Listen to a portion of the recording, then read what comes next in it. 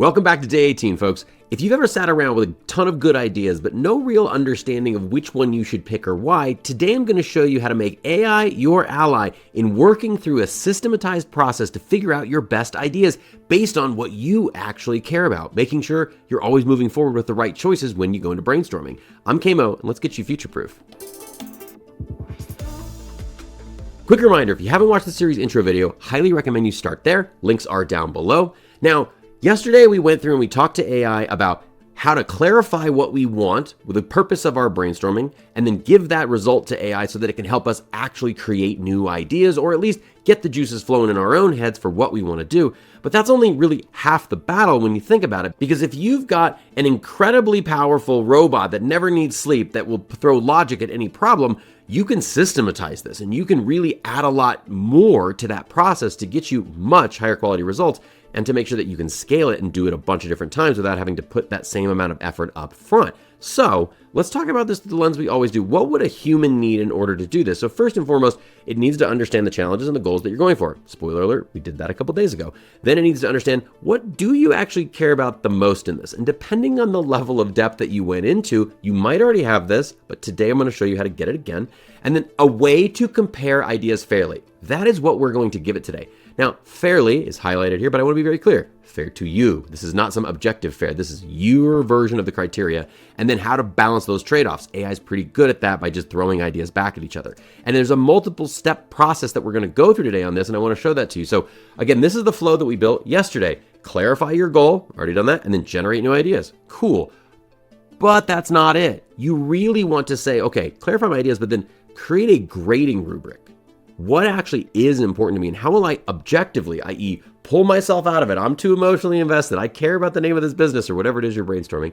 Then take the ideas that AI generates and then have AI use the grading rubric to brutally evaluate all the things that it came back with. And again, we talked about this yesterday, but I really want you, as much as possible, to be working with AI. So have it generate you 10 ideas, but while that's running, you generate ideas so that your brain is actually providing a lot more input to this process and you're getting two sides of a different equation. You, the wetware human brain element of it, and then the AI brain element of it. Bring all those together, but with a clearly defined grading rubric, and that gets you that evaluation criteria. And that is the jam.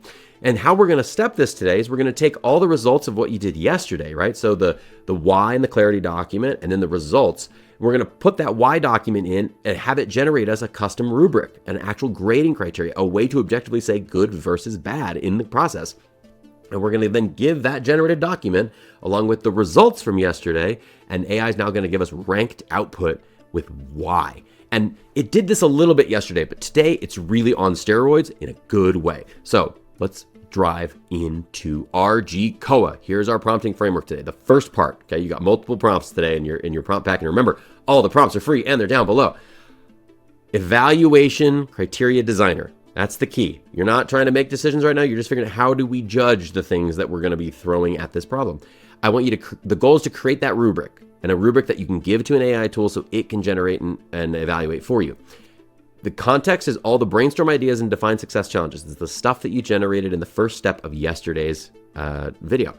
And then the output is just the rubric, okay? That's the whole point. Analyze and build me the rubric. And as always, ask it to help you. Ask it for anything that you might have forgotten. As these models advance, it's important.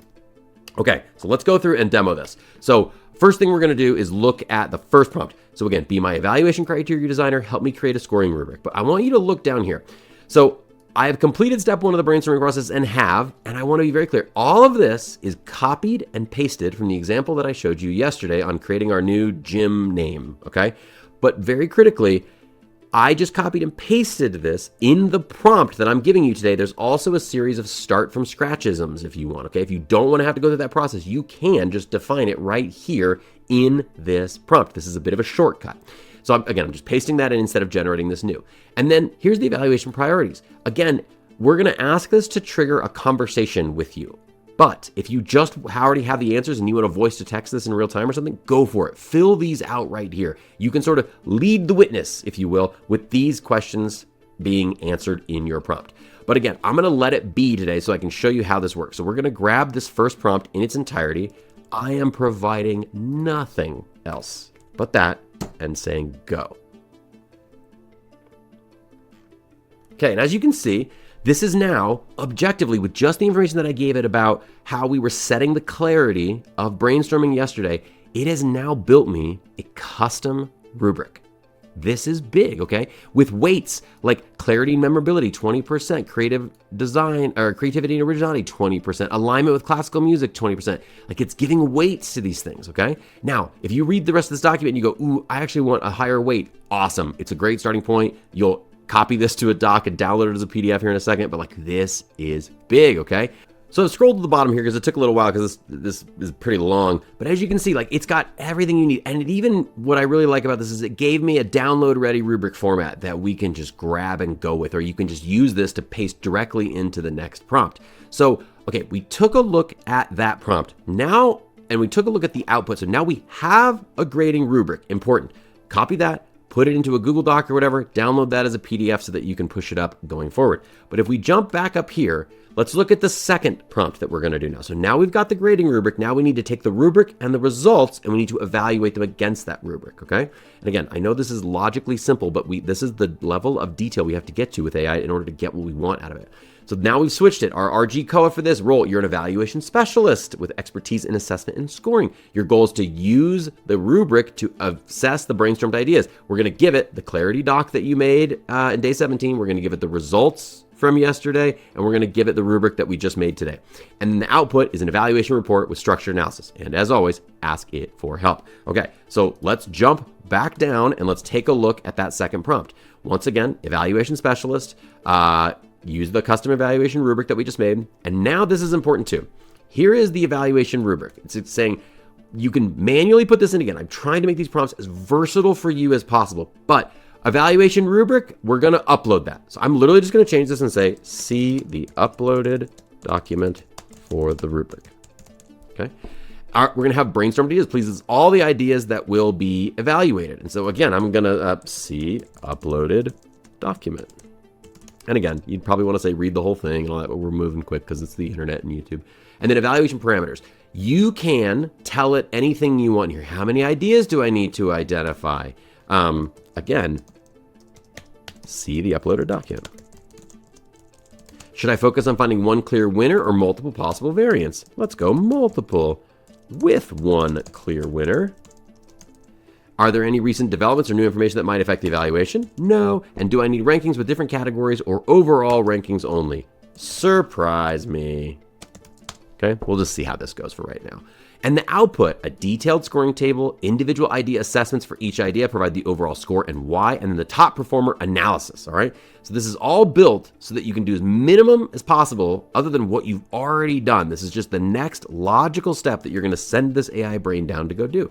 So let's go back over to ChatGPT, and what we're gonna do is say, great, take that rubric and the results that I'm uploading and evaluate them with this prompt.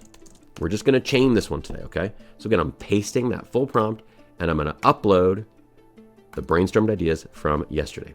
And that's it. We're going to wait for that PDF to get up there. Super quick. Come on, internet. You can do it. It's like stuck on the last 2% here. It's classic internet problem. All right, there we go. Let's kick it. So now, we've given it everything that we want. We said, okay, analyze all the things. You can see it is doing that in real time right now. So like, we'll vamp for this. It's going through, it's doing a lot of back and forth between the documents and the prompts that we just gave. It's checking out its context window and filling that out.